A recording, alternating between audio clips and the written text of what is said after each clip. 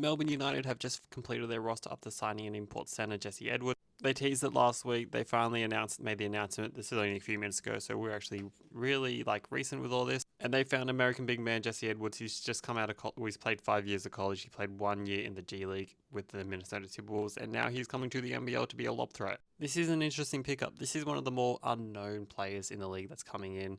He hasn't played a lot of professional league. He's only played 1 full year in the G League, so it's kind of hard to get a real high gauge of what kind of an impact player this guy can be. But going off his stats, he looks like he's going to be a pretty solid big. He's just going to come in and do his job. He's not going to demand the ball. He's not going to probably not going to be an OMBL kind of player, but he could be a DPOY candidate the way that he plays. That is a bit of a wait and see kind of thing. He is very much an unknown, which is very intriguing. These unknown could end up being the biggest hidden gems, especially with a guy like Dean Vickerman in the coach. But let's have a look at their complete roster. They're the sixth team to have a complete roster, so we're at the end game now for these NBL teams getting there. And I'll be honest, I don't know how to gauge the Melbourne United right now. I really feel like they're a middle of the pack team. It's kind of hard to get a proper kind of feel where are they going to end up.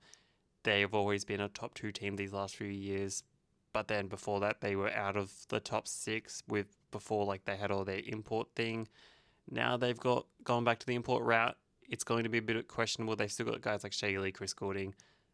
They're bringing in Dash Daniels, Milton Doyle, Jesse Edwards, Finn Delaney's returning to the league. What is he going to look like? Is he going to not have those injury concerns he had last time he played for the Breakers? It is a very solid roster, but the thing is, every other team's just gotten so much better, and it's hard to say that Melbourne have gotten better or they've just kind of stayed the same kind of trajectory that they've been in. It's definitely going to be interesting to see what Melbourne United, how they look during the season. But let's have a look at their lineup. Shea Illy, Milton Doyle, Chris Goulding, Finn Delaney, Jesse Edwards as your starting 5. It is still a very, very solid starting 5.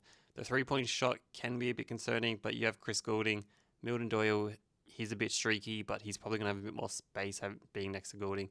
Delaney, let's see if the 3-point shot comes back. Their bench is a bit of a concern. It's not super deep. This is all going to depend on Tyson Walker, how he looks in the NBL, and then how good Dash Daniels ends up coming in. He's 17. He's looked really good, really solid for the Boomers. The offense hasn't looked fantastic for the Boomers, but he's 17. Give him time.